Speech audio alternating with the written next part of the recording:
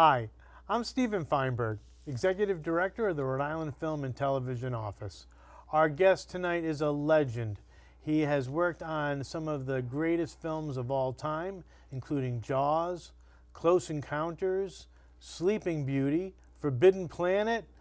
I want to welcome a phenomenal production designer, director, Joe Alves. Welcome to Double Feature. Thank you very much for having me. So, Joe, you were born and raised in California. Right. And you studied art. Yes, I did. And I know somehow you made your way from art school, architecture, to Walt Disney Studios. How did that all happen? Well, okay, briefly, yes, I was born in California. My parents were from Portugal, and I went to school. I was interested in art and music, but I thought maybe I should study something a little bit more substantial, like architecture. We had an architect in the family, my cousin. But I was interested in movies, and so I thought maybe architecture, but drama.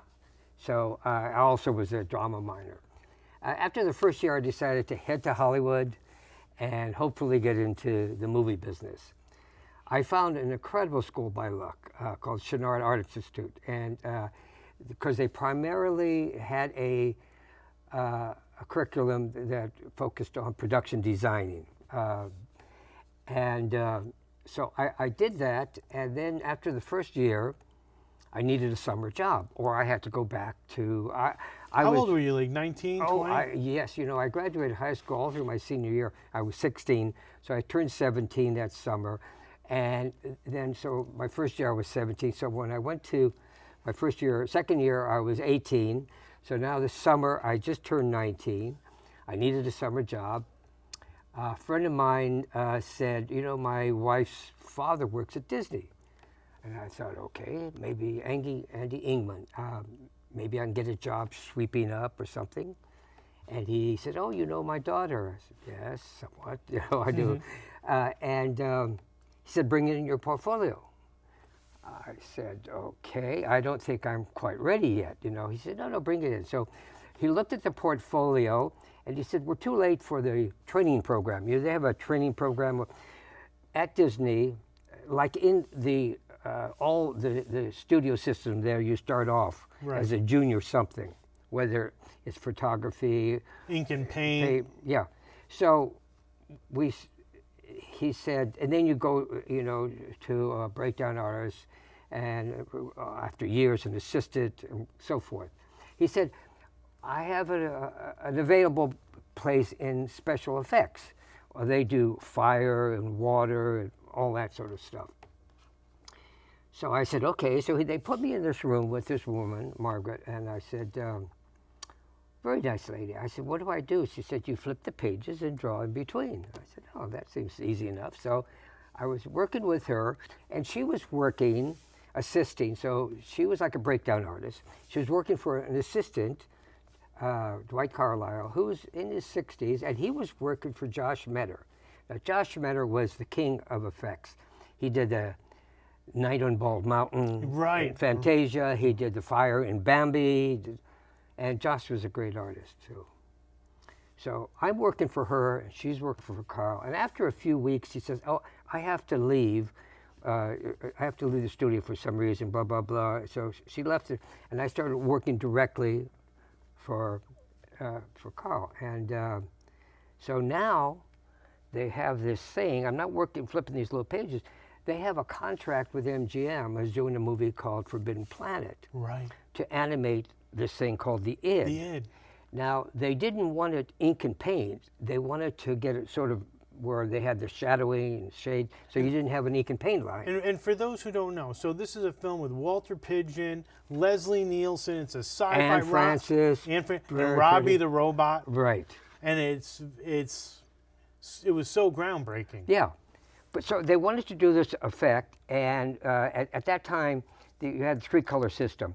So they wanted to do a red and blue Id. So we did 2 drawings and shaded everything. So they would photograph one in red and one in blue and overlay them. So you didn't get that cartoon line. So I'm working for Dwight Carlisle. After about a month, Dwight has to go to the hospital. Boom. Here comes Joe, 19, working now, assisting after 3 months, not even 3 months. I'm doing Josh Metter, and I'm drawing the id. Now, I'm not flipping a little page. I'm flipping a Panavision page, where that kind of thing, flipping this big thing, you know. In fact, I have some of the original drawings. Greg Nicotero had some. He gave you a couple.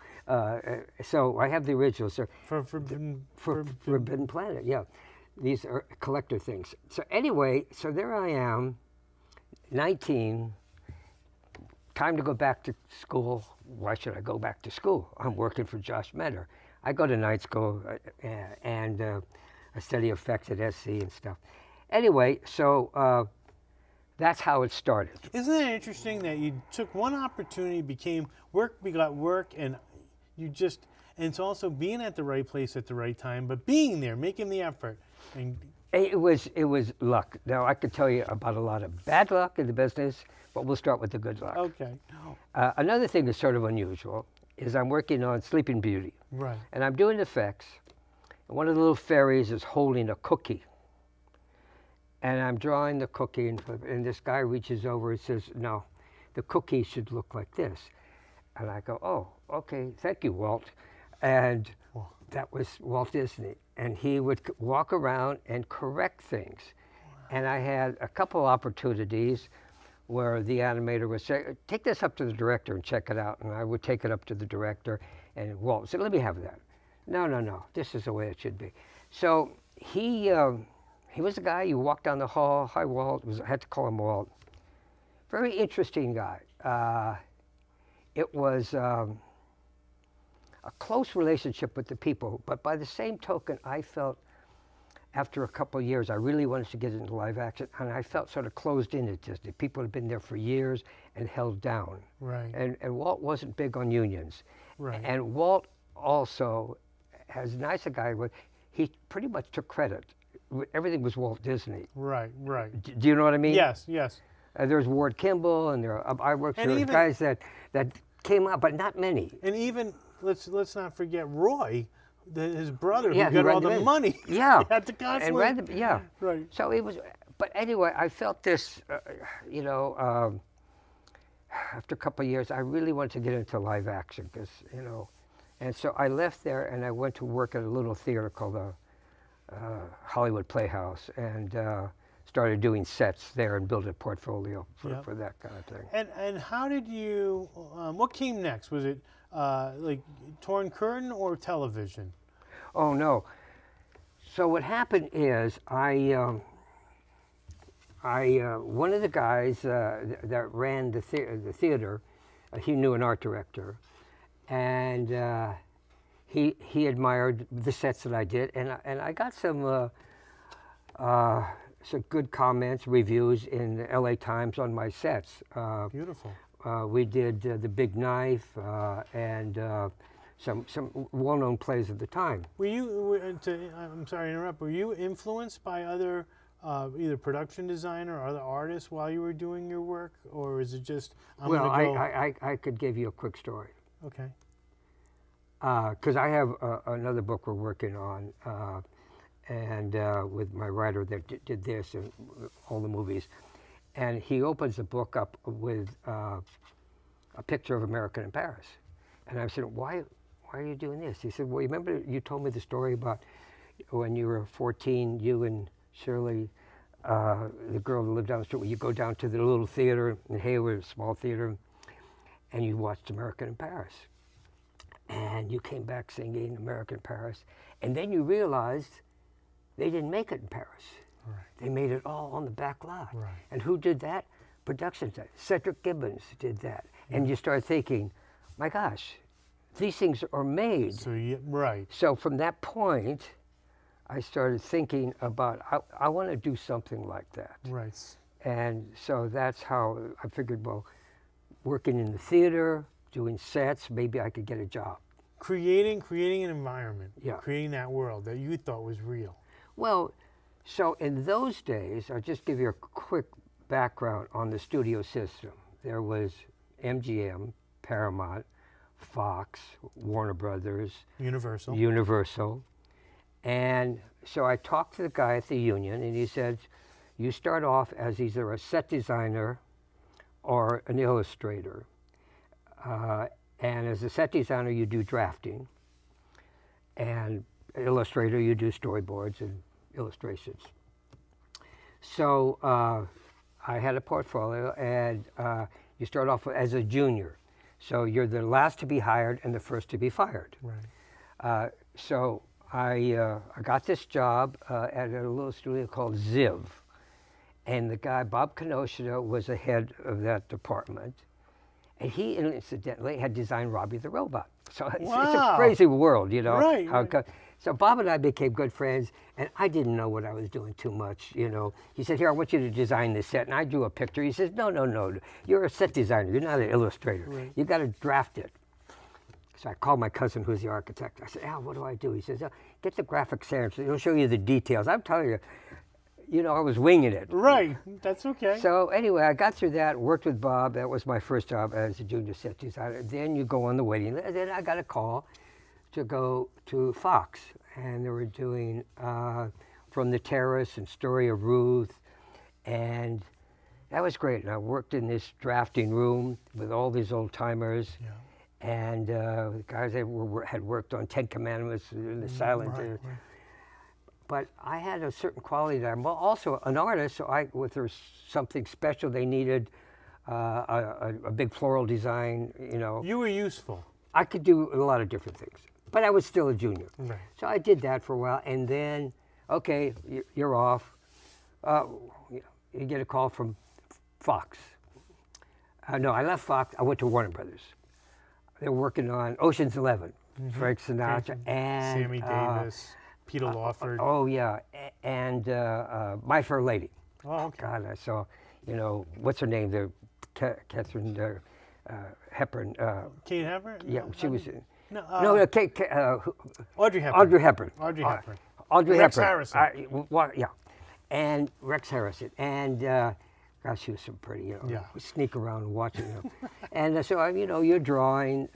So anyway, so I did a little bit of My Fair Lady, whatever details they needed. So that was cool. I did a thing. I got a call to do an animation thing at Paramount on. What was it? It was a Hitchcock show where they had these flowers that spin down. It was. Was it Spellbound? Spellbound. No, not Spellbound. It was. The one with Jimmy Stewart. Vertigo? Vertigo. And he had vertigo. Right. So I was animating that. You were doing that. Yeah.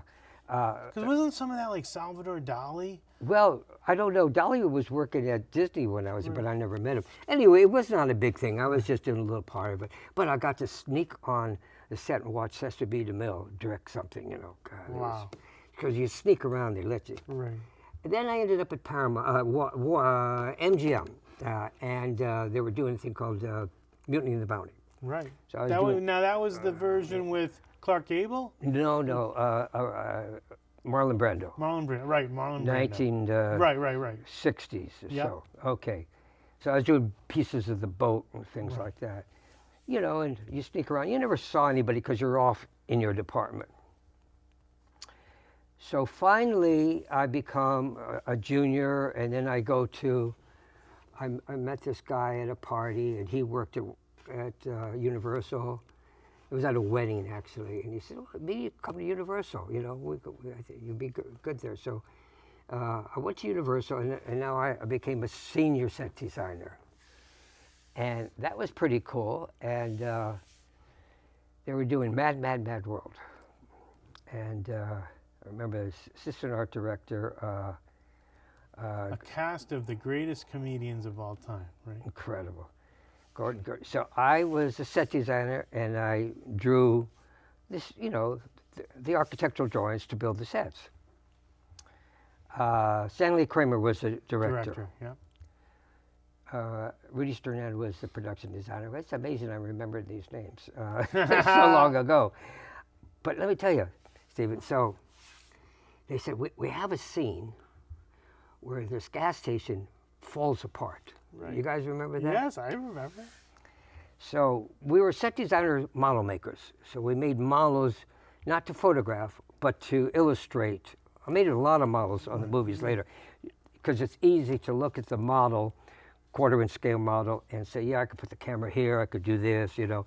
Like a maquette. It's a very good way to illustrate, you know, plan your shots. So I did this this gas station, and I had little strings, Mama-Phil lines here. So you pull this string and this wall falls, you pull in that wall falls, and then there was a big water tower, you pull this one, the whole tower, and then you set it back up. So, that looks great. So I take it to Stanley's office, and Stanley's off someplace, and John Cassavetes, a young director. Right, from New York. Yeah. What's that here? I said, yeah, look at it. Oh, he says, that's great. So he starts playing with it, you know. He thought that was the coolest thing. That was my great achievement. So what happens is they ship it to Palm Springs, where he's shooting, and they put it in his suite. The cleaning ladies come in and say, oh, that's a toy. We got to get that out of here. Oh, no. And they threw it away. You're kidding No. me. Oh, my gosh. Oh, my work. And then, you know, we had another thing where a guy had to fly through a big sign. Yep. That was scary because we had to make the sign, and I had to go measure the airplane and make the sign, and it had to be steel, but this all had to be weak so he could fly through it. And he just cleared it, you know. That was incredible. That went on for months, that movie. That was like that was, so many people, that's their favorite film of all time. It was really interesting, and it was a who's who of comedians. The thing at Universal then, Review, MCA, Lou Wasserman, they had a little studio down the street from and they bought Universal. Now, Lou Wasserman had been an agent. Well, that was the agency. Right. So he had represented people like, I think, Jimmy Stewart, and I think he gave him a big deal. And then, so he now became the powerhouse. He was the powerhouse, and then eventually they had to take that power away. You're either going to make movies, you can't make both. Right. So MCA became filmmaking. Right.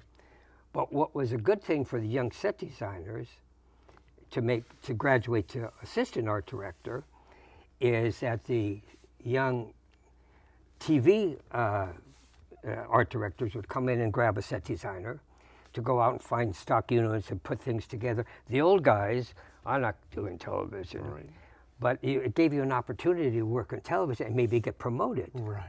Right. But in between, I had I'll get off the line here.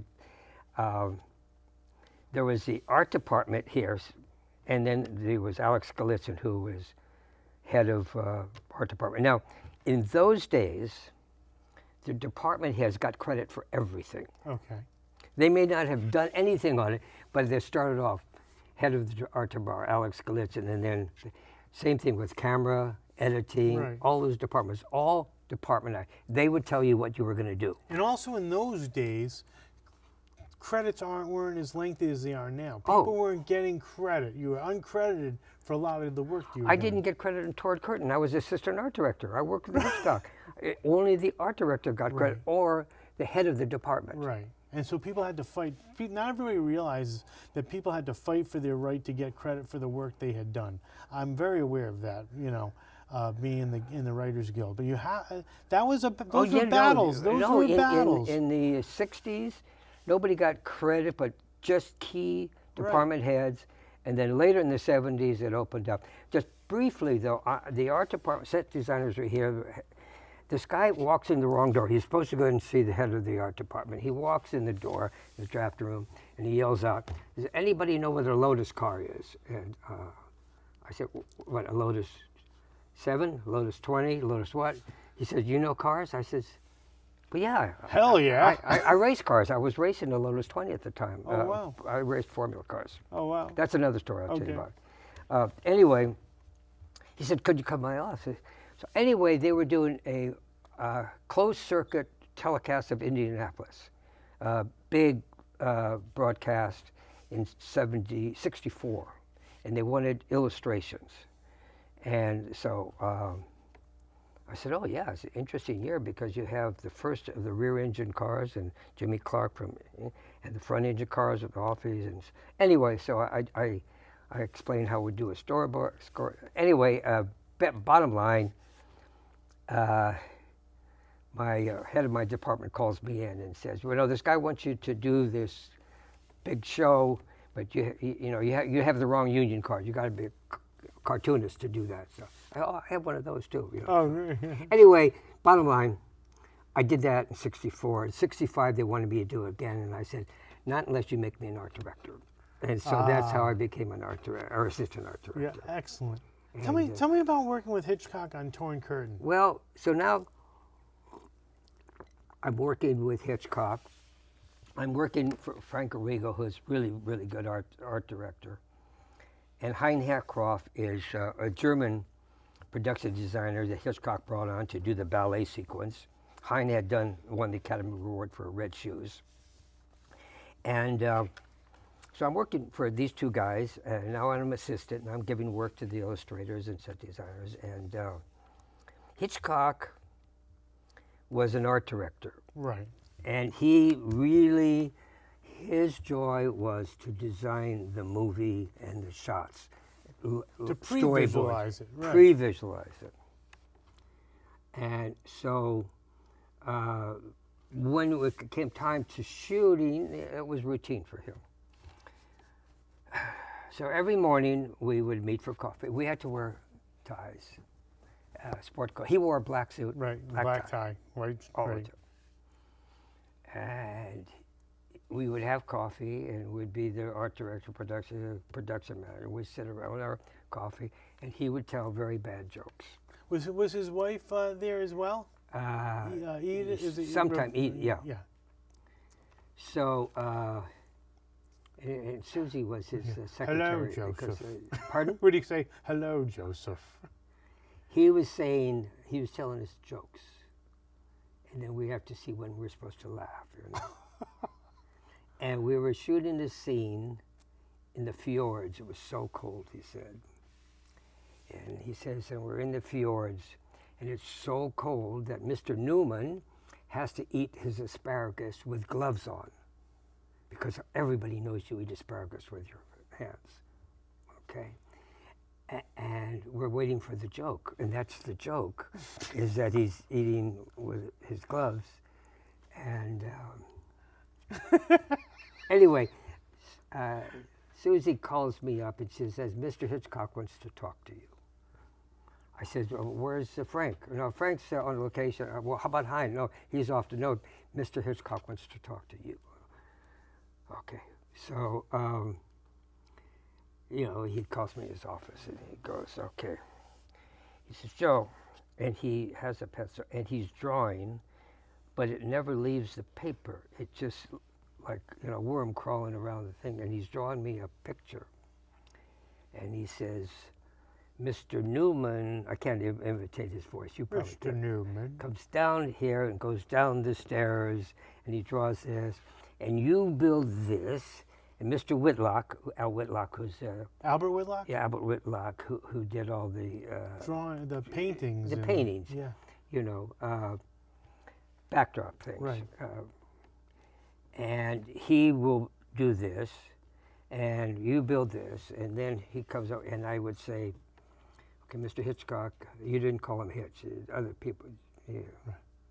You call me Mr. Hitchcock, Joseph. Yeah, I said, but what about the reverse shot? He says, no, Mr. Newman comes down here, goes here, and I said, you don't. No coverage. No coverage. We just shoot. So I wish I had that piece of paper because he gave it to me, and that's pretty much it. He knew what he wanted.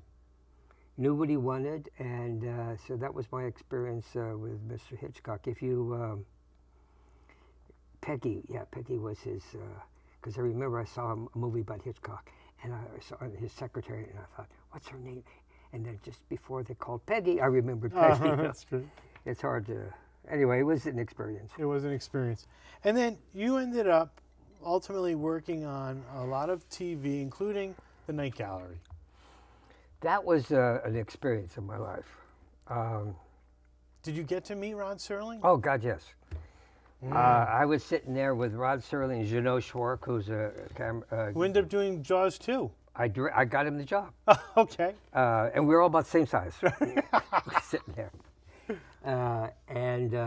No, I just had a reunion of Night Gallery 3 or 4 months ago with Jeannot and John Badham and the Right. makeup guy and the guy that wrote the book on Night Gallery, Ken Watson, I think his name is.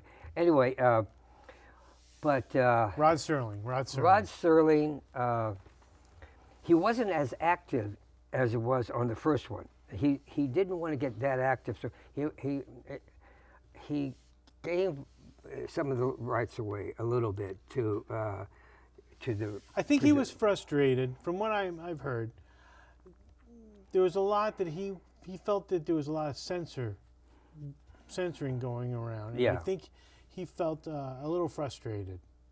I think so. So he pretty much just wanted to do the writing, and that was it. But we had so many sets, and we would have 2 or 3 directors sometimes Per episode. and we would. It was interesting because the producer would give me a stack of scripts and say, "Okay, Joe, see how many times we could use the same set, revamped, go through all the scripts. That way we could schedule it that way. Like Sins of the Fathers, we did a big, and he would give me these ideas. How do you want to do Sins of the Fathers? Do you have any idea? I said, well, let's do it in black and white. Not in black and white, photograph it, but the sets and the costumes, black and white, because the dead guy that they were would have fruit around him, colorful fruit. And if you were the sin eater, you ate the fruit off the dead guy and it consumed his. Jack Laird was a producer. So Jack would give me these sort of freedoms to do this stuff. Another time, he said one with Susan Strasberg. I had all these people, Susan Strasberg. We had, and he said, "What do you see? How do you see this one?" And I said, "How about if we do it just in limbo?" And they're driving in a car and they come up to a bar. And so we did it in limbo, and we put road signs on the little dollies and moved the car and moved the signs past, Yeah. And then, so it was sort of abstract. So you're also looking. So you get into experiment, and then also you had to think of ways to. This is the money we have to spend. Yes. How are we going to be judicious in our spending, and how can we be creative? Well, that's the thing is that we had a scene with a big staircase. Vincent Price comes down that staircase.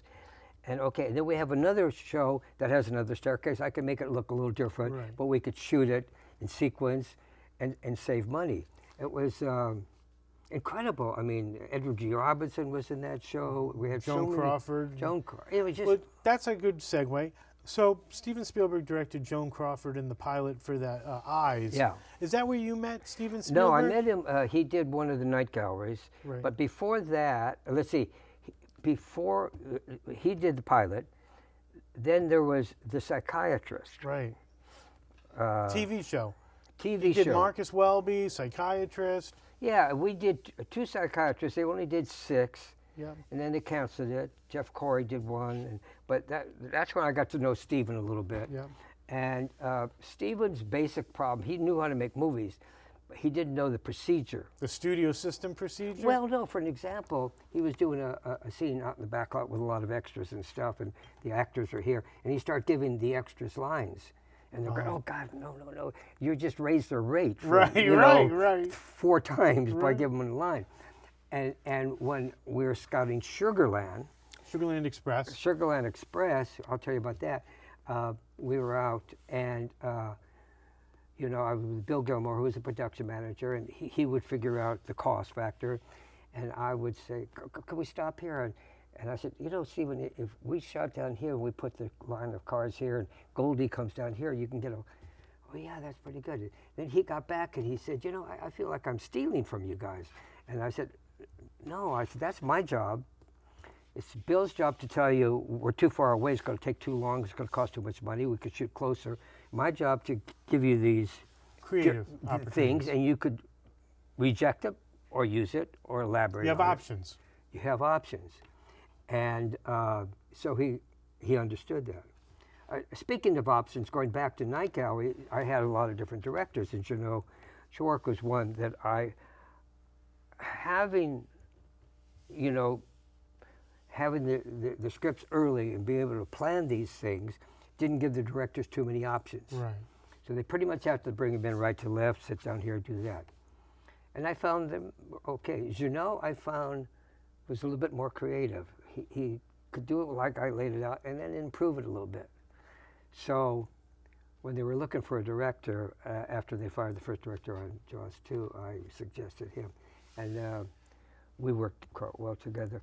But basically summing it up with Rhode, I just have to add this, because it was one of the greatest compliments I've had. Sitting there with Junot, and Lawrence Harvey did the Earwig. It was a show about the crow's thing goes in the ear, and we had to do a Borneo set. Pretty nice. It was a jungle thing, and we're sitting there, and after he had his wine that he was making, we were drinking his wine, and it was like one of the few television things he did. And I said, you know, it's really an honor to work with you, Rhode. I mean, you're so great. You wrote all these things. And he turned, he says, well, you know, Joe, really the thanks goes to you. I just write it. You have to make them. You know? And it was like, that was such a, he trusted that he could turn around and say thank you. Right. But that with that, because very few people do that. He also was basically saying, I trusted this story and put it in your hands, And this the baby, visual. and you made it great. So that was that was a great, I did a couple seasons of that. Wow. But there was an interesting thing in doing television there.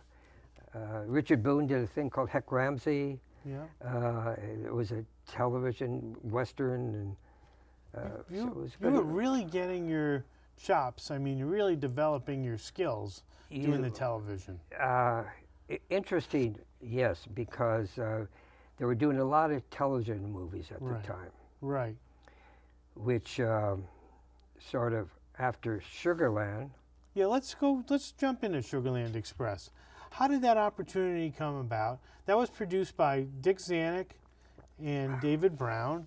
They had just come from 20th Century Fox. Dick had been the president, and then he got fired by his own father. Yeah, after a short time. Yep, and then they hired Steven Spielberg to direct. He had come up with the story based on like a National Enquirer. Exactly.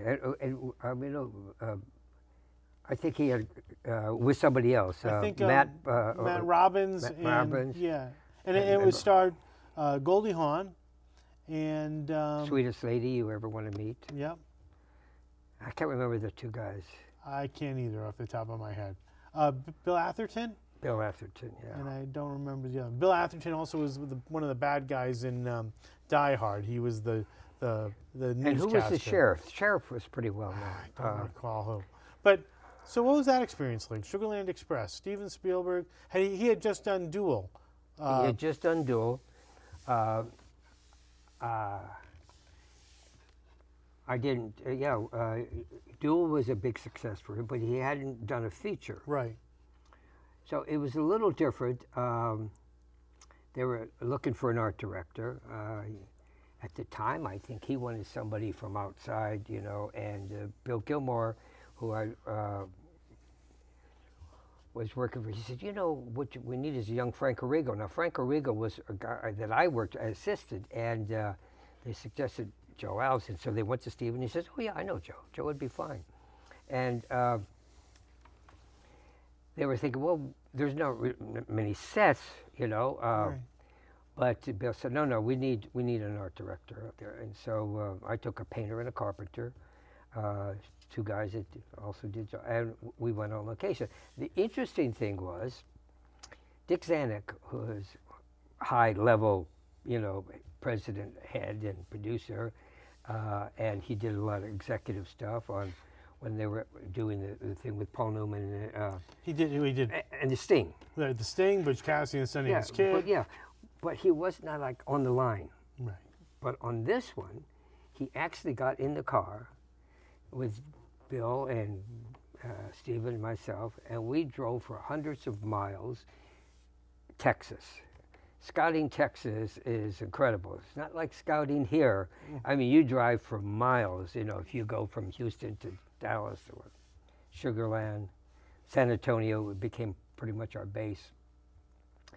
So got to know him pretty well, and so it was a close group. And there were things that I did. I think that Stephen, what was surprised that I had to make some kind of chicken suit for this character, and so we did a little work on that. But finding the locations, it was a lot. It was a road picture, right? So we needed to not make it monotonous. Find long highways. I did a thing on a Scout with a helicopter. I could find a road that went for ever this way and ever that way, and then I put a million signs up here, just to get an interesting look. Right.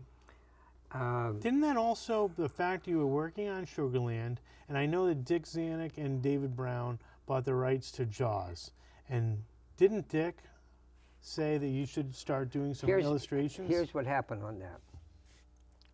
Helen Gurley Brown. Cosmopolitan. She was a Cosmopolitan editor. And so... married to David Brown. David had been Cosmopolitan years before. Right. They were married. Yep. Nice people. She had got somehow the galleys of Peter Benchley's Jaws. Peter Benchley's Jaws, and referred to David. Said, this might make a good movie, I think he had some designer in mind, a guy I did a show with, I'll remember his name pretty soon, who had drawn a lot of fish and stuff. And Dick said, well, why don't we let Joe do it? Keep it in the family kind of thing. Keep it at Universal, where they didn't have a charge number. And at the studios, you needed a charge number for anything, everything. So I was working on television movies of the week. Double Indemnity, it was a movie. It was mostly location. So I'd check out the locations in the morning, so they were shooting there. I'd come back to the studio, my office. And David Brown called me. It's in the book, I think. And said, Joe, we've got this shark movie. We're trying to sell it to the studio. And I wonder if you could go through the galleys and then pick out some situations that you could illustrate. David was the literary guy. Right. Very, very nice man. Right. They were quite contrast. David was the calm. Right. Dick was feisty. Yeah. Maybe you could come up with some, So I said, all right. So just do it in between when you have time. So basically for nothing. So he sent me the galley sheets, and I start going through, and hadn't really had time to research sharks or stuff. I didn't know about harpoon guns. I thought it looked like Moby Dick, throwing the harpoons. Mm. But basically, I tried to illustrate the key factors, about 3 dozen storyboards. Not storyboards. I did illustrations. In charcoal. Right. On sort of sketch paper, translucent. Right. You could make prints off of it real easy. So I picked up, the girl getting it, the little boy getting it, and I exaggerated that, the fisherman getting it. The cage. The cage. Hooper getting in the cage. Later, he doesn't get it in the cage. I'll tell you why that happened. So I did these, and at the time, I would go over and talk to Stephen. And they had some other director in mind. some guy they Right. were interviewing. I can't remember his name. I don't know either, but he kept calling the shark the whale. And he said, no, this isn't the right guy. And I said, Stephen, I think this would be a great movie. He wanted to do a pirate movie. Eventually he did, but I mean, he wanted to do a pirate movie. But I would talk, I said, what do you think about this and that? So we would talk. Anyway, at October 3rd, I kept everything. I had a little note from Mary, who was the secretary in the front desk, would say, oh, you have a meeting on Monday at 10 o'clock in Marshall Green's office, who had a production per Jaws. Why I kept that slip of paper, I don't know, but my writer on this book is crazy about that because the people love to have original stuff. Right. And so I'm in Marshall Green's office, October 3rd, 1973, with all the heads of the department, special effects, art department, camera. Stephen had come aboard. I don't know if they locked him in yet, but he was, and Zanuck. And so I started to give my spiel. And the shark does this, and the shark does that, and it bites this. Now, talking to Stephen, we said, if they do this, we had seen Old Man in the Sea. Good movie, but terrible effects. The big marlin, and they did it in a tank with a terrible backdrop. We don't want it to look like Old Man in the Sea. Fake, it looks fake. We want a big shark in the ocean, real ocean, full-size big shark. 25. Yeah, I'll tell you how that came about too. Anyway, so after I finished that, Marshall turns the effects department, and Who's it? Did you have Roy Arbogast? no, not yet. Okay. No, this is early on. Yep. Punky and Arnold Ernest were the head of the Universal. Universal production effects department. Punky, I can't remember his name. But anyway, we used to call him Punky. And he said, well, we can't do this. What do you mean you can't do it? Oh, no. He said, this would take a year, 2 years. So no one's ever done this. Besides, we have more important movies. We've got the Hindenburg. And Marshall got really upset, and he said, Jaws could be a bigger movie than the Hindenburg. And people all laughed because Hindenburg was good. Right. Who's going to make this little shark movie anyway? Right. So, And the Hindenburg had come after Poseidon Adventure, Towering Inferno. This was their big disaster. exactly. Yep. So, everybody left, and I'm cleaning up, putting my drawings back, and Marshall calls me back. He said, Joe, can you get the shark made? And I'm thinking, sure. Why not?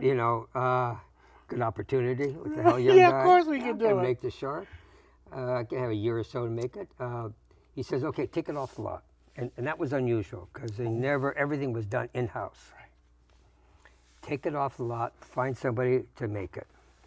And Marshall really wanted, he lived on a boat. He was a sea guy. And he saw the future in this movie. Right. He didn't see it like a cheap. Right. He wanted. And he was the head of the studio production department. He was the guy you go to. So I could talk to him. And he said, find somebody and make it off the lot. So I went to Disney, and because they had made some whales, and I asked them. And they also had done the 20,000 Leagues Under the Sea. Yeah, but that I could find later. See, what happened was Bob Matty wasn't there then. They said they could make it, but they wouldn't take it off the lot. They wouldn't take it if they could make it in the ocean. I checked with Joe Lombardi, who had done Godfather, and Joe said, I can't do it now, but that would take a year and a half to develop something like that. Okay. Then I was looking for an illustrator to work with me on doing the big shark, or sculptor actually. And he was busy, but he said, there's Bob Matty. He did 20,000, he did the giant squid. And he's sort of semi-retired now. So I met Bob Matty, and he was in his mid-late 60s, I guess.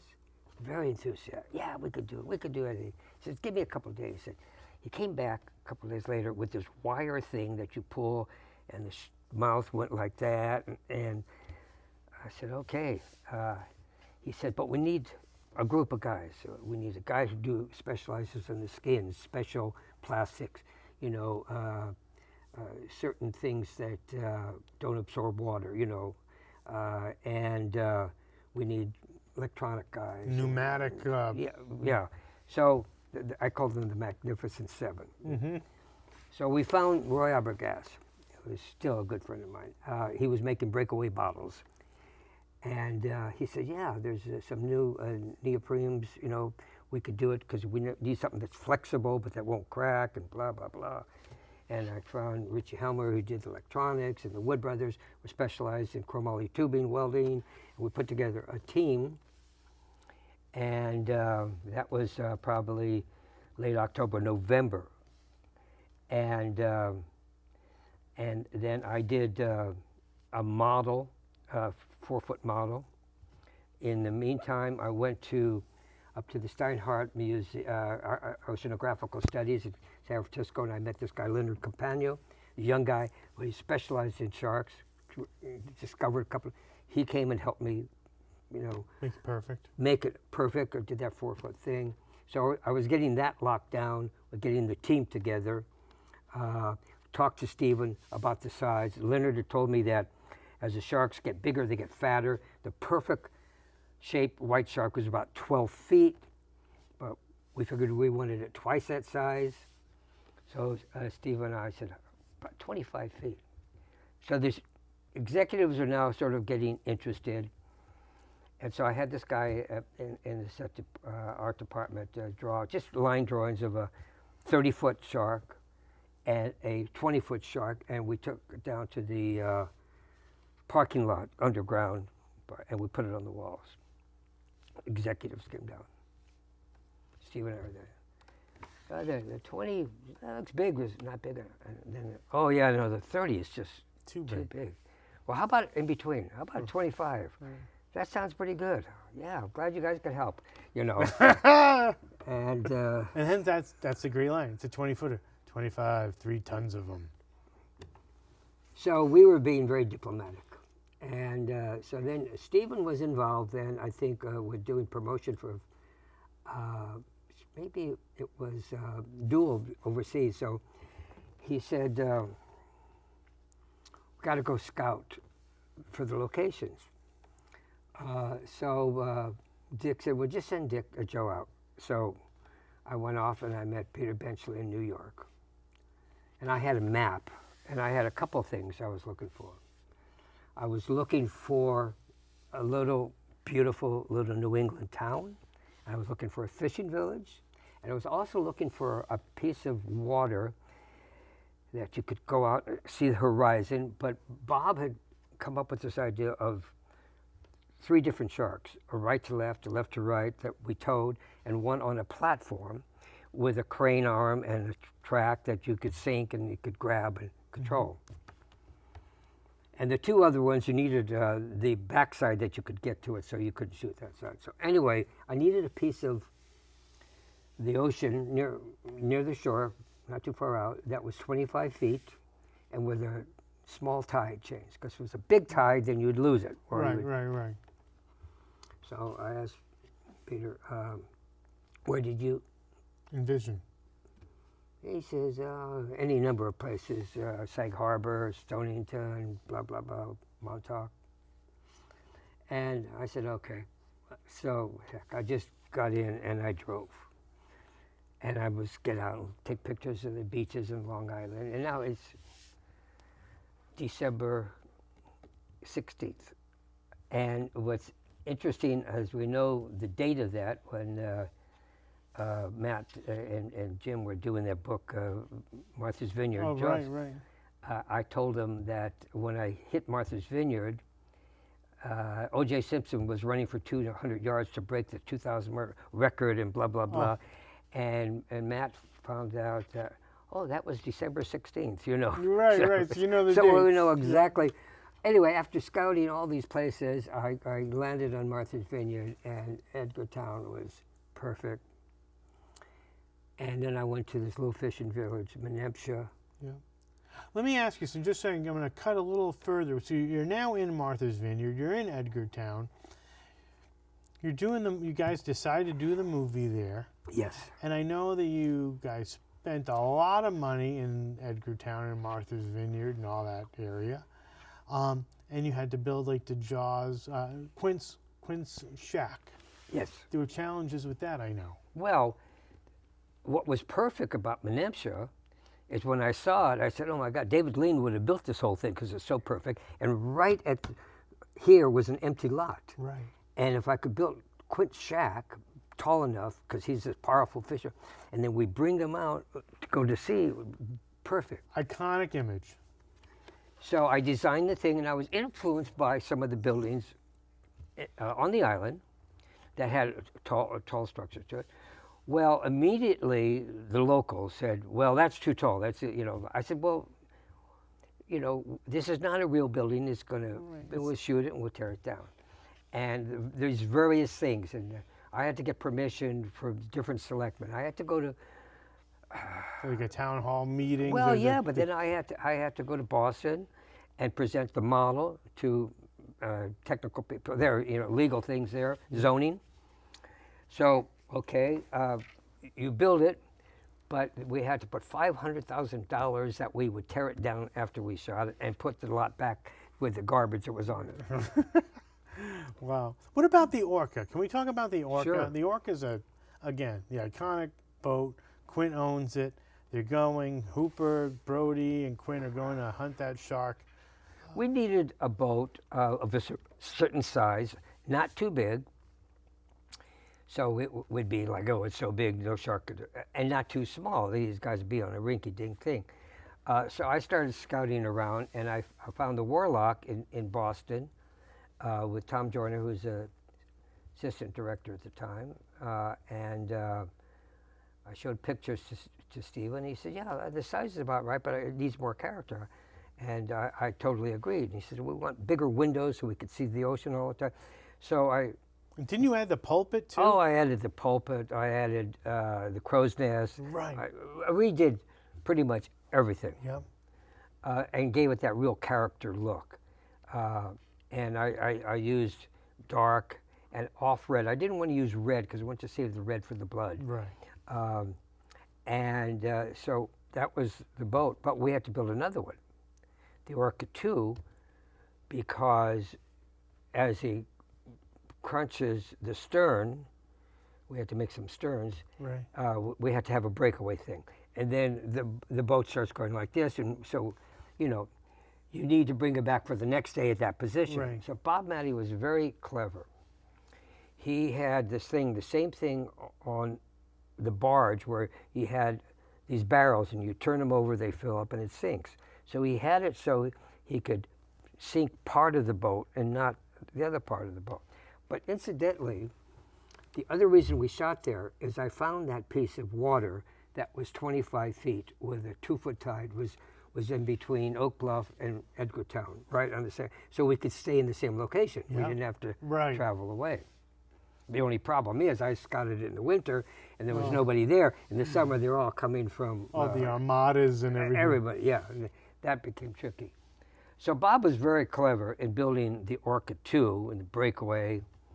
And then we broke, I told Steve, I thought one of the favorite scenes was when they had the guys comparing scars. Yes. But going back quickly, November, December, they started to put the team together. Started probably late December, early January, making the shark. The book came out in February of 74. The studio said, we got to start making this movie in 2 months. Well, what about the year to make the shark? Well, wait a minute. What about the script? No script. Right. No shark. Right. We got to make this because it's a successful book and we want it for next summer. Right. They hired Carl Gottlieb, who had a few weeks to put the script together. Bob was nowhere near having a finished shark. We got it to Wiggle, and so we brought it from California to Martha's Vineyard. They were using little boats. They didn't have any big equipment. Nobody was treating this seriously. So Stephen talked him into May 1st instead of April. So we shot shooting the beach sequence. Cold, you know how cold it is Right. around here? It's going swimming in the ocean Right. in Like May? yeah. Huh? I thought it was even later. I thought they ended up filming some of that stuff like in the, it was like winter. It was like, Well, yeah. we were with May. It was pretty cold Yeah, here. You it's go cold. swimming out here in May? I remember too, as a matter of fact, you're wearing that shirt. I remember Dick saying that Stephen was going to quit. And so he had the shirts made up of your drawing. Yeah, that's and my Dick drawing. put it on because he heard that Stephen was coming into the office to say, I'm quitting. And he had his shirt on. And, how being so enthusiastic, and Stephen didn't quit. Because I Stephen think there was did. a Writers Guild strike going on. There was a writer's strike going on. I always thought that Dick and David had nothing to do with the shooting schedule, that it was the studio. Right. I found out recently that they were also, we got to start shooting, because they were thinking all the money they could make the next summer. Right. And pissed me off a little bit, excuse me. But Yep. it was unfair to Bob. And then all the thing about the shark never worked, shark Right, didn't right. work, was so unfair because, so what would happen, But back in those days too, weren't they trying to keep everything quiet? They were trying to keep it quiet. They didn't want anyone to see the picture. There was very strict rules not to take pictures of the shark. no, absolutely. Right. Oh, I know. But you're talking about the actual on the production. Well, yeah, because somebody from Time magazine came in and took a picture of the shark in my storage room, where we had it. Yeah, and they were talking to me, and they found out, and they were trying. I didn't tell them where it was, but because it ended up in Time magazine. Right. So. The other thing I wanted to talk about also is, so Red, you talked about Red. I know that you very much only wanted the red for blood, right? But then the Kittner boys got red shorts on. Yeah, there's another thing that irritates you. And Stephen and I agree, we don't want red, and then people don't listen sometimes. And so the wardrobe person, and they bring the kid out to shoot. I said, wait a minute, you can't shoot. He's got red shorts. Well, it's too late. I don't have any more shorts. That's it. Right. So, yeah. In a weird way, too, he was kind of like a target. You're kind of saying he's the target. What about... I shot that into that. Yeah, that was my other question. You were not credited for doing second unit directing. No. What sequences did you direct? Well, Second unit. basically, Stephen left. He pretty well shot everything. Verna Fields, who was the editor, and I did some barrel stuff, chasing the barrels helped us a lot. Oh, I love the barrels. I painted the barrels yellow. Yeah. Because normally they're black. So that would contrast against the water. Exactly, blue, yellow. Yeah. And of course, with the music, you just have a barrel coming. Dun, dun, dun, dun, dun, dun. But let me tell you, even a barrel shot wasn't easy because we needed a 2,000-pound weight to sink here. Then we would have the line, and it would come down with a shiv, go down to that. So when we pulled it, and we wanted the barrel to sink, so that took a day to place where you're going to put the barrel. Wow. I mean, it was also what I shot was just I wanted a backlight shot of the kid, so you just saw basically the float Yeah. and sort of a thing jump up. Not like I illustrated. Right. But you saw that shark coming in and the blood going flying, and so you also did something like the barrel chase sequences. Yeah, Vern and I did a couple of those, but basically that was it. I didn't. But what happened was, so when we were shooting everything but the shark, Stephen and I started doing the storyboards, and so I ended up doing over 200 storyboards. Well, union-wise, you're supposed to have, if you, production designer, art director could do an occasional drawing. Right. If you're going to do a lot, you hire A storyboard artist. storyboard artist. Well, they didn't want to spend the money. Right. Joe could do it. So I never got credit for doing it, which is good because then I kept them. In your book, so you have this book of Jaws, designing Jaws, and it's got your storyboards, and then also it's great to. I've seen your movie, the storyboards with the sound effects the animatic. and the music. Yeah. It's so great, and it's so.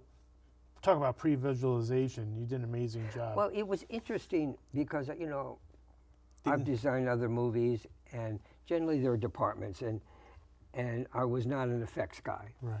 fact, I got accused by one of the effects guys controlling the mechanism of the shark, and I just wanted to see how it would work. And he said, that's not the union thing. Keep your hands off, right? And I had Ron and Valerie Taylor. Right, who did the real live action from Australia. Right. And I had Valerie and Ron. There's an interview on Vernon Fields where we were looking at the shark movement on her Kim editing machine. And Valerie was saying, yeah, no, it moves really good, Joe. Maybe you're moving it too much, so it just sort of floats. It doesn't do that because it's a big shark. So basically with the storyboards, I got involved with communicating with Bob Matty. What do you have there that might work? I think we got the left or right, sir. Go back to Stephen. Stephen, I think Bob's got the left or right, sir. We'll go through. Okay, let's shoot these storyboards. That was our schedule. We shoot these storyboards tomorrow. Bob, we're going to prepare that, sir. Okay, tomorrow. Stephen, if it works, shoot it. If not, it's a test. Right. And so that was how we did the rest of the movie. And did you have the feeling that the film was going to get shut down many times? I know that was what was going on, but did you know that as a crew member? I would sit there in the production office. We had all the storyboards up in blueprinted. Because I think the audience doesn't even realize it was supposed to be like a 50-day shoot or something like that. It became what? We were way over schedule, over budget. I don't know. Yeah, it was supposed to be. It was like 4 times that. Well, it was supposed to be a $4.5 million movie. We thought it was really 6.5. I think it went to 8 or something like that. It didn't go crazy. It made all this money back in a couple of days. In hindsight, yeah. But anyway, so Dick was wrestling with the studio, and he would lie with him. Oh yeah, we only have a couple. And he would mark off. Once we got the shot, he'd go there and cross them off. We got this, and so it was his negotiations, and they got a little upset with Stephen because Stephen said, "Look, I'm not going to shoot this thing if there's any boats out there. Right. I want a clear view. I don't want, hey, come and save us." No, there's nobody. They're out alone. Right. That's why they broke the radio. And that was really important, right? When Quint broke the radio, we're here. We're abandoned. And we're isolated. Yeah. That was important, the isolation. Of course. You were talking about that scene that you said one of your favorites with the when they're showing each other the scars.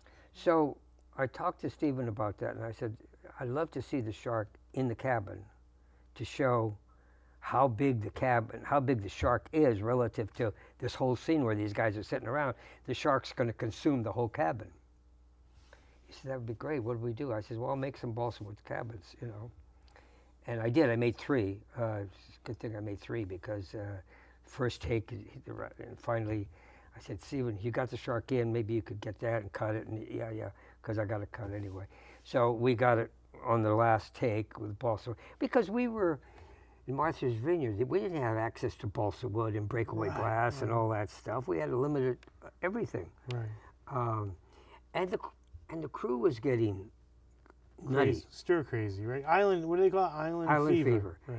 And every time the shark would work, it would make noise.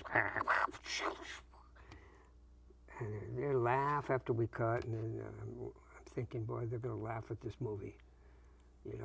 We get back home, and they're going to show it, and the shark's going to come out, and they're going to laugh. So we got home, and I shot that last sequence, but we had stuff to do. We had on the back lot, the lake, where they come out at night, and they're looking for Ben Gardner. Yeah. And we had the underwater sequence. Vernon Fields swimming pool, right, where his head pops out. I'll tell you about that. Oh, and then you also did the cage at the MGM. At the MGM. And we did the cage. And what happened was, Dick always felt he wanted to get real sharks. I was a little concerned about that. I talked to Ron and Valerie Taylor, and they said the biggest shark we could get is 16 feet. I says, okay. So I made a small cage, and I got a small guy who said, oh, yeah, I could do all this stuff. And I made small tanks. And we set the guy down there and put him over. And here comes a 16-foot white shark, and he freaks out, sucks all the air out immediately. Because you don't really, even though it's a small canister, it's like what, a minute of. Well, and he was frantic. He was not a swimmer. He was like, scuba. yeah, right. He did other things. They take him out. The cage is hanging over another cage, full-size cage, sort of a breakaway one, and soft metal. I made his out of chromoly tubing, so it was safe. The shark gets in there and starts shaking things around, and we saw the footage. It was fantastic. Phenomenal. And it's in the film. How are we going to do this? Hooper's supposed to get killed. Maybe Hooper gets away. So Carl really made the script more linear. Carl Gottlieb did a great job. I mean, we talk quite often on these different occasions that we talk about our experience. That he had a couple of weeks, and he took away the love affair with the police chief's wife, mafia. The mafia. Just made it much more linear. Yeah. 3 guys out there with different interests and a big shark, and so Hooper gets away, and so we shot all that. At the MGM tank, and we had our shark. So Stephen came to me, and it was a wrap. We were finished.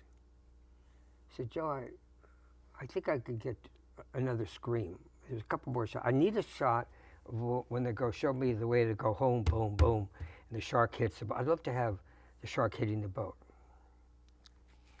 So I said, okay. So I had a young guy a local guy that was working with special effects. He was at my house back in California, Woodland Hills, helping me rebuild my house. I said, Kevin, we got to build a piece of a boat. So my garage, we built a hull of a boat. And Stephen came over, we shot in the driveway. We hammered that with a hose, and we shot with a water hose in my driveway. Show me where, and the water was breaking the thing.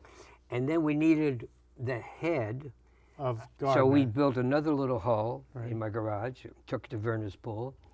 Somebody stole the head out of the makeup. Somebody borrowed the camera, and we shot all this. And I heard like you had to put milk in the water, right? And, yeah, we clouded up Verner's Pool. And Zanuka Brown didn't know we were doing this. So then there were dailies for Jaws. It can't be dailies. The movie's over. It was already cut. Right. So Stephen was sticking his neck out to here. He put those in. Okay. Then comes John Williams. Yeah.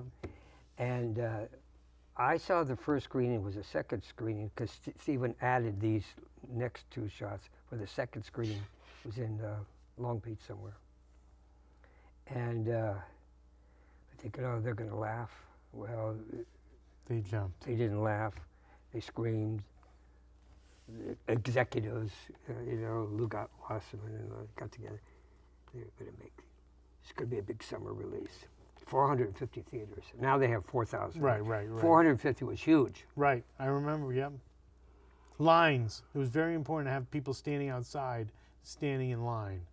That was part of the selling tool. I was on vacation up doing rafting up in the Sequoia somewhere, and I came down this little town.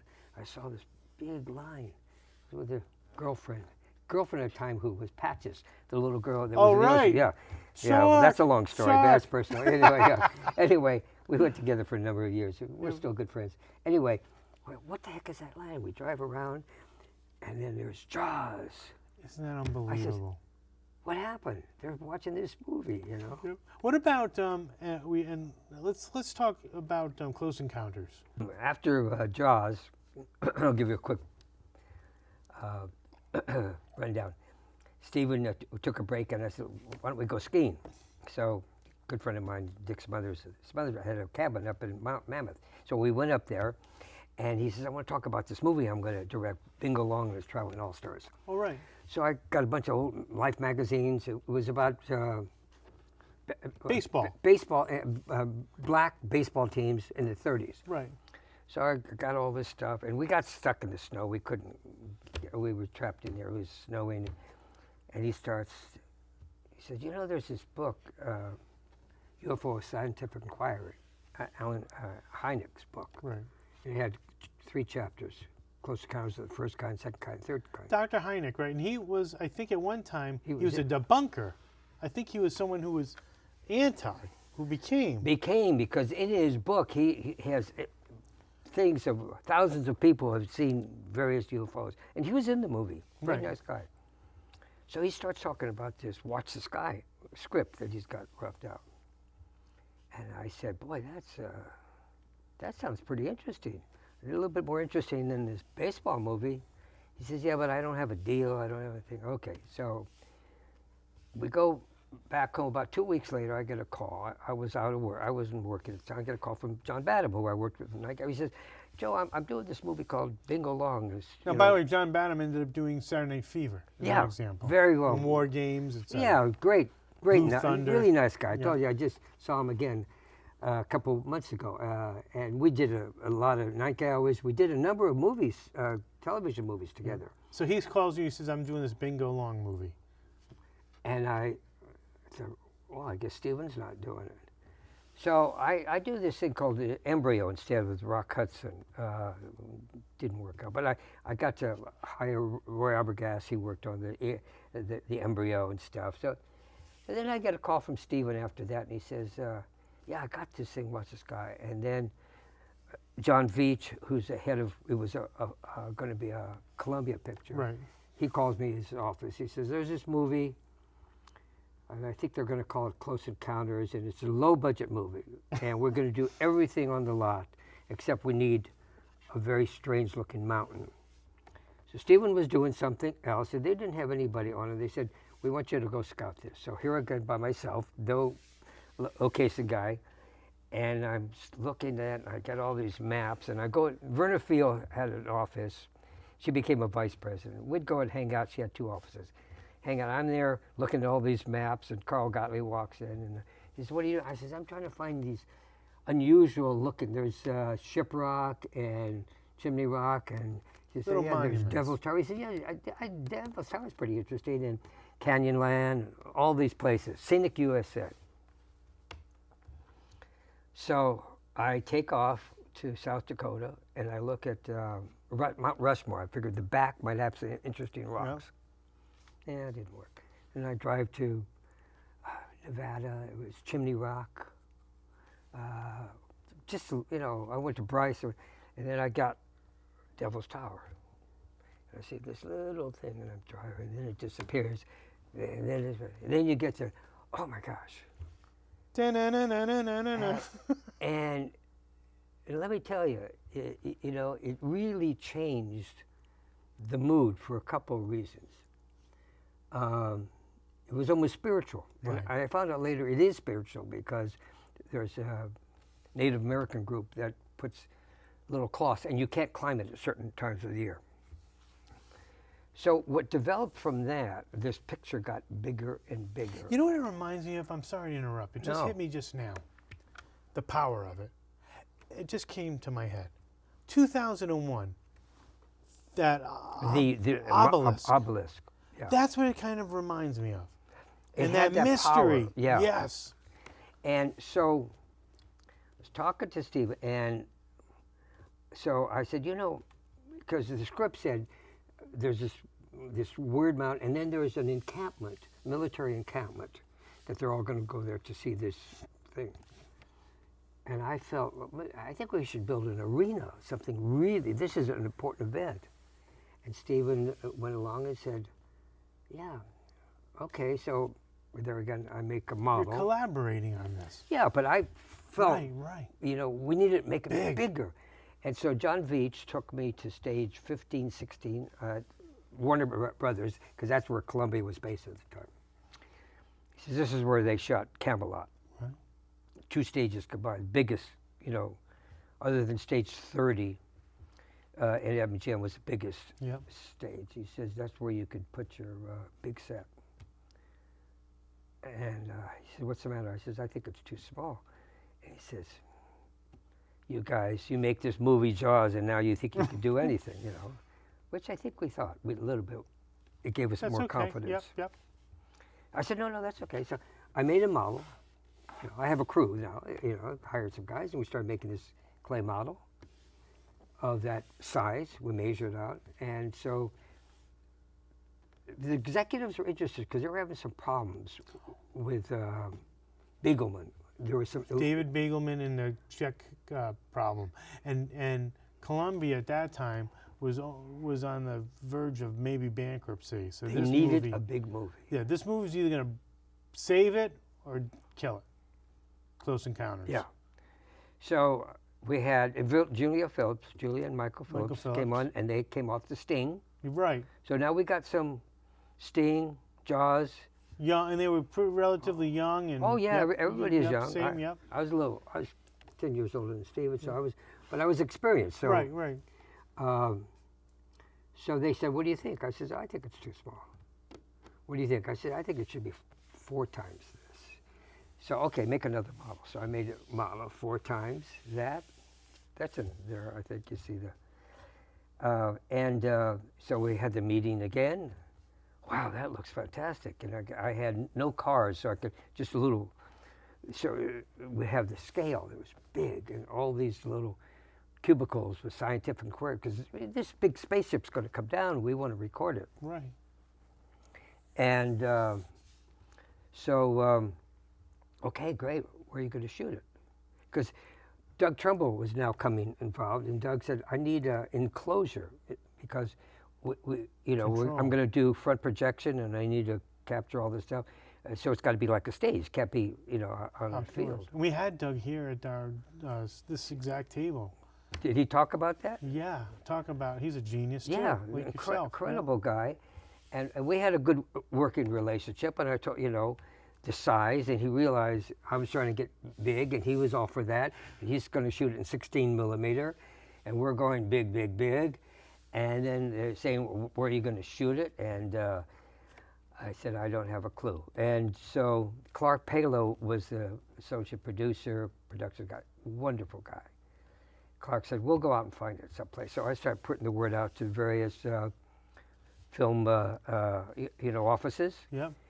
And some of them said, "Oh yeah, we got it." And I go up there, no, it wasn't big enough, And then I found in Oregon hangars, World War II hangars, Zeppelin hangars and stuff. But they were great, but then they would have like a lumber machine in connection. Right. No, can't have the lumber while we're shooting. And you somehow get to Mobile, Alabama. Got to Mobile, and they had 2 hangars, and they were 300-foot square, which was fine, but the doors opened all the way, and I figured I could extend that and make it football field square plus another 150 feet. I mean, this is like 150,000 square feet. Yeah, it was incredible. And so, all right, that's what we're going to do. And so, but I had to build this, just a black backing, 6 stories high, just all scaffolding, 150 feet this way, 350 feet that way, and I needed black backing. And the studio's him and hawing about this expensive movie, who now has gone from 4 million, so creeping 15, up. 15, I think. 15, 16. And biggest, most expensive film in the history of cinema at that time. Creeping up. Well, what about the one at Fox with Elizabeth Taylor? Cleopatra? Yeah. I don't know. I just know that that was considered pretty expensive. Yeah, okay. But I think this was considered at that time. Well, maybe in this country. Right. Okay. All right. So I said, I need black backing. She said, "Well, this is okay. Just go rent it." I said, No. I need a mile of black backing. I need over 5,000 feet of black backing. And I have a company in Texas that will make it, but it'll take 3 months. So I need to get an okay now. So she went to the studio heads and I said, "We're going to greenlight this movie or not? Because Joe's got to make this backing. So they greenlit the movie. And we started making the black backing. Wow. And you built this enormous set. And you also built the other sets too there, right? So like the moment where where everybody's getting together and the car drives through. The car drives through. That was all there. That was there because there was another stage right next. So I built a mountain with a driveway, a road that you could actually drive about 40 miles in and out of the stage. Yep. And that's where we shot the thing where they go off the cliff back in L.A. And what Doug had this front projection screen, which was 125 feet by 30 feet high. It's huge. And he, shot all this. And you're working also with Vilmos Zsigmond. You also had different cinematographers on that too. Well, this is sort of a sad story. Okay. Vilmos, we worked on Sugarland. Right. He was great. We had some problems at first because I was a television guy and he was a movie guy. And Stephen kept saying, yeah, but Joe's done a lot of... And there was a situation on Sugarland where we're shooting in a car lot, Big John's car lot, and there was a movie theater back here, and they were trying to view that, and he says, I can't get it unless I have a big tarp or something. I said, I'll take it from Carol. I'll get it for you. Really? Yeah, I could do that. So after that, we became close friends. Okay, good. So then on Close Encounters, we had to work tightly together. Even to build this set, I got the Rose Bowl, where they do the Rose Bowl, and I measured out the set in the Rose Bowl, so he put all the lights on, so then he could take a measurement and then figure out how much additional light he's going to need. Right. And he had 48 arcs Wow. up there in that, the place where we shot in Mobile. What happened, towards the end, it was getting difficult. And Vilmos had a hard time. It was a hard shoot. And he and Stephen weren't getting along. And so he finished the movie, but when we had some one-day shoot, one day here, Stephen hired 3 really big-name photographers to do one-day shoots, and then got credits. I got it. Okay. Do you know what I mean? Yeah, So yeah. I don't want to get into that. Right. But I mean, they had John Alonzo. Right. Bill Fraker. Right. God, I'm remembering all William these guys. Fraker, right. Yeah, Fraker's a nice guy. I used Yeah. to have drinks with him. And Alonzo had done some big movies. And but Vilmos won the Academy Award. Right. Okay. And he came down with it, and he. And one last thing, didn't you also guys end up purchasing the house, the Neary home? Oh, I'll tell you about that. Okay. So when we were shooting all this other stuff, Stephen said we could wrap and go shoot the Neary home back in L.A. And It was supposed to be Ohio, right? I said, Stephen, I don't think that's going to work. I said, because everybody builds fences in L.A. We all have these communities. And I think this has to be more open. And I don't think it's Ohio. And Clark is such a great guy. Clark said, we'll go to Ohio and see what we could find. So we went to Ohio, looked at stuff, and it was nothing like L.A. I came back, and I found a little community of new houses they were building in Mobile. Yep. And they're all open. So, I mean, you're barbecuing here, and you see the guy barbecuing. Right. Hey, Joe, hey, Bob, blah, blah, blah. They're barbecued. All the backyards were together. So it was great. Red House said, well, we can't because people don't own them yet. They're a community.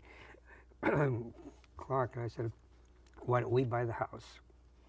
We'll fix it up, finish it up, and rent it to the studio. So we told the studio that. And they said, of course, first of all, we told them to buy it. Well, no, we're not buying the house. Then we said, well, Clark and I are buying the house. We'll rent it to you. We'll rent it to you. You're not buying the house. If you're going to buy the house, we'll buy the house. Oh, that's funny. And then you had full control.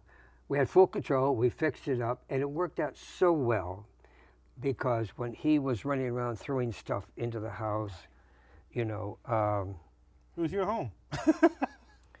Everybody could see it. Right.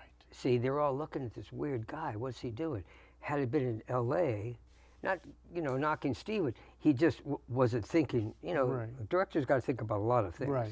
I learned that when I did Jaws 3D, is you got to focus a lot. You let your departments do that. He would say to me on Jaws 3, stay away from the art department. You deal with the actors. You get a full-time job. Yeah.